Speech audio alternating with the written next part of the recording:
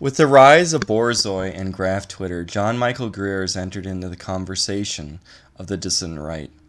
I read John Michael Greer's opus, Dark Age America, recently, and I was quite impressed. And that's not the center of this review.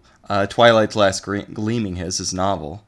I've always leaned towards the concept of peak fossil fuels, and industrial decline is the likely future. Anybody on this channel have seen me talk about it. Sometimes in streams with Argent, I've described my opinions on that, but I haven't talked in depth of how that would occur, really. So hopefully this video will do a little bit explaining here. It wasn't recently until I decided to do research on it, and that was this book, and that was Dark Age America, and I read a few other things about peak oil. My friend Arjun, and I've talked with him about this a lot on the streams with him, he's skeptical of the thesis of peak oil, and I lean towards the position, but I've not read enough to really defend it against somebody like Argent, who thinks in like indefinite technological progress, who's a technological positivist. And I'm just going to be honest, I don't know that much about alternative energy and its possibility to lead to indefinite economic prosperity, if that makes sense. Because some people, and the basis of neoliberalism is the idea of infinite economic progress, as well as Marxism as well. And it's bizarre that Borzoi has turned a lot of people on to Greer and the dissident right, since Greer is by no means a member of the dissident right by himself. And he's not like an orthodox member of the establishment. Like, his peak oil views are definitely out there. And he's also a Spenglorian, a Druid, and a Neoplatonist. But the way that he does Spenglorian views are a lot less rightward than Yaki's, where Yaki took Spengler. And he doesn't see Faustian civilization as destined to imperial stagnation of culture and, say, like a China or an India, which is what Yaki pointed towards. Reading Twilight's Last Gleaming, it becomes that this is kind of bad. He's like the nerdy type of feminist, like the guy that wants, like, Wonder Woman. Like, he kind of wants to be Wonder Woman, like that kind of guy, like a nerd feminist. And that's really unfortunate, and it drags down the book for me because he has a lot of, like, badass female combat roles and just garbage in it like that. And he's definitely racially neutral. Let's explain the idea of the nerd feminist. So in anime, there are numerous strong female characters that act in a very masculine way. And often action series will have main characters who serve a double purpose of being a sexualized interest for the male viewing audience, yet be doubled as the hero of it and exert heroic virtue. And this is something that's pretty common in fantasy literature, and it's becoming more common in the West. And you can see this in the new Star Wars series, the character of Rey.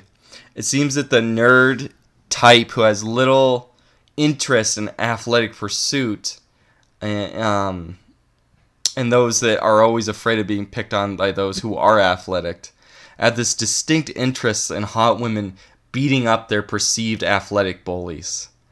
At the same time, they spend little time with any real women in real life, so they have this poor grasp of femininity and female behavior, and that's what leads to nerd feminism, like a Spartan nerd feminism. At times, when it gets really bad, it leads to the poor man's Mary Sue, like Rey. And other times when it's not so bad, in anime, usually it's not so bad. If you go to like Girls und Panzer, it's just a male character in a female body sometimes, in something like Ghost in the Shell, right? Because Girl und Panzer is just women, for the most part, little cute kawaii girls that are operating tanks. But if you go all the way to like Ghost in the Shell, then it's an explicitly male character that just has a female body.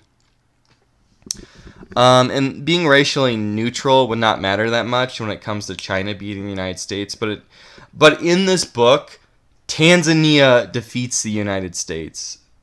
And that's really absurd. I don't need to explain why that's so absurd.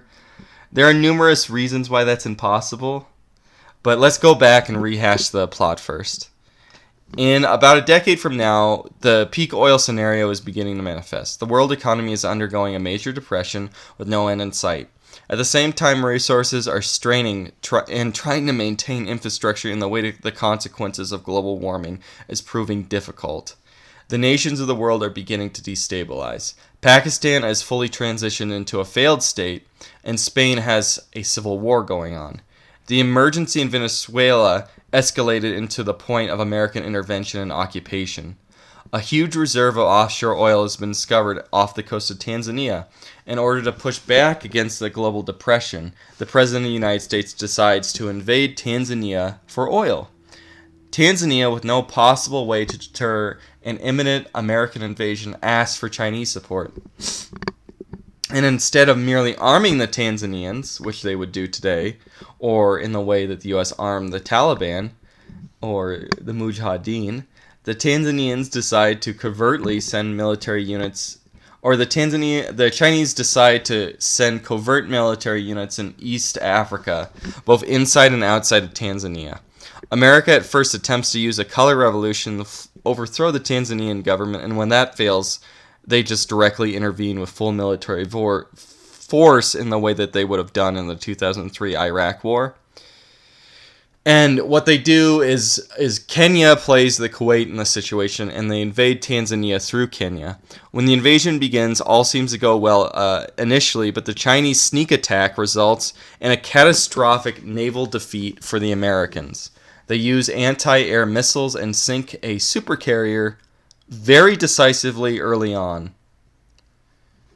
The Chinese immigrant spies inside of the American military activate malware and disable America's military satellites and blind the entire military system, so they don't know where Chinese units are or Tanzanian units are. And without the support of satellites, many early warning systems and targeting systems are essentially useless. A massive battery of anti-Chinese ship missiles devastate the U.S. fleet, and he must have done this for ironic purposes. The name of the supercarrier that gets sunk is Ronald Reagan. The Chinese Air Force, which has covertly stationed planes in numerous countries throughout East Asia, then strikes the U.S. forces inside Kenya. At the same time, the Tanzanians with Chinese weaponry and Chinese air support lead a massive coalition of other African states who ally with them and invade Kenya together. And America has F-35s, which are grossly inferior to Chinese planes in combat, and the Chinese rapidly gain air superiority. Without air superiority, the Americans... Because, he keeps doing this thing to where Americans are unadaptable. And, a Chinese defeating America, it can happen, right? But the Tanzanians can change their strategies on a dime, and the Chinese can change their strategies on a dime, but Americans can't. And it's annoying in the book because it's Occam's razor, or not Occam's razor, the negative law, the bad law. Everything that can go wrong for the Americans goes wrong. So when the Americans lose air superiority, they're completely unable to adapt and supply their forces, and they're routed by African militaries, which is, absurd. Kenya has a regime change, and American forces are taken prisoner. And then after this, Chinese frogmen special forces capture Diego Garcia, grossly limiting the ability of America's military to project power in the Indian Sea, or the Indian Ocean. Seeing American forces weaken, Iran, with Chinese backing, begins the war with the Gulf states. A worldwide fuel crisis begins and leads into a massive global depression. Expelled from Africa and the Indian Ocean and without the ability to protect the Gulf states, the United States is desperate. And because they can't enact the Carter Doctrine then, and they can't defend the Gulf states and keep the global supply of oil going. So America's whole entire war for the Middle East is kind of worthless at that point. and in desperation, the American Air Force launches a stealth bombing raid upon a Chinese air base in the mainland, leading to a nuclear standoff initiated by those American threats. The Russian Federation pledges support for the Chinese in the event of a nuclear war. In the chaos of the nuclear standoff, which America would be the first striker, the aggressor in this nuclear war, a riot breaks out in the United States, killing hundreds. There's like lots and lots of criticism of the president because of that, and humiliated and without options, he calls for peace talks, because what he's doing is he initiates a nuclear threat to China and says, unless you withdraw from Diego Garcia, I'm going to nuke you. And then China and Russia together call his bluff. The terms that the Americans accept are the Chinese annexation of Diego Garcia and the American withdrawal of any troops from Africa. The president resigns and commits suicide. A massive depression develops inside the United States. The new vice president, who is a massive neocon, attempts to restart a massive rearmament program against the wishes of the majority of the country. In the chaos of the Depression, Arkansas starts a congressional convention aimed towards ending unplanned mandates. When the United States, it never has a concrete budget, and the federal government keeps going over the budget, so Arkansas is, we're done with that. We're going to have an amendment so that there is never that the federal government always has to stay to the budget that's allocated by Congress. Because in state governments, almost every single state government has a mandate which forces the state government to be financially responsible. There is no constitutional amendment that forces the federal government to do that. And the convention fails to close after the unplanned mandates are agreed upon. And this leads to endless weeks of bickering with no way out of the convention. Out of fatigue, a resolution to dissolve the federal government and resolve the power back to the states so they can form their own new federal governments gets put forward. And the majority agree and pass that resolution. So a plebiscite develops across the United States to dissolve the federal government and so that the individual states will become sovereign, have the power to develop another federal government or regional state governments like a confederacy, like a Southern Confederacy. And in response, the new president orders exactly along the lines of the August 1991 Soviet coup. He does the exact same thing to prevent the dissolution of the United States in this plebiscite, because Greer models the collapse of the United States very closely to the collapse of the Soviet Union. This Tanzanian war is the Afghan war, and then there's a massive depression because of this oil crisis, and that initiated by the Gulf War, fifth Gulf War or something at that point. And then the states are unable to resolve their differences between each other, so they dissolve the federal government the same way that the Soviet Union, Ukraine, and Belarus, and Russia dissolved. And what accelerates that is another coup initiated by this neocon, just like the 1991 Soviet coup, which gave massive popularity to dissolving the Soviet Union. It fails when the Speaker of House takes on a Yeltsin-type role, who's the main character of the book. The president then is impeached and replaced with that Speaker of House. After the coup fails, the vast majority of Americans then vote to dissolve the federal government, despite the new president being widely viewed as a hero, like a Yeltsin-type hero, early Yeltsin before the horrible economy in the first Chechen War. The United States is replaced by multiple states in the state, not like state in America, but state is in geopolitical, along regional lines with borders that are based on the antiquated state borders between them. Here, Greece perfectly spoofs Tom Clancy's style. The scenario is modeled off the collapse of the Soviet Union, and it works pretty well. It's actually really believable for the United States. The second half of the book is way more believable than the first half. If it was Chinese forces or Central Asians or something like that, like that were defeating the United States or Europeans, it would make more sense. Africans are better than Arabs, but a African large-scale campaign, I don't think that that's currently possible. Overall, the book is very good, but it does have some problems. As I said, the racial conflict in the United States, because of how racially neutral he is, isn't touched upon. I know that the era of the alt-right is kind of past a little bit, but the idea that there wouldn't be racial chaos in the United States, especially as time goes on, is absurd. It's very, very, very barely mentioned on.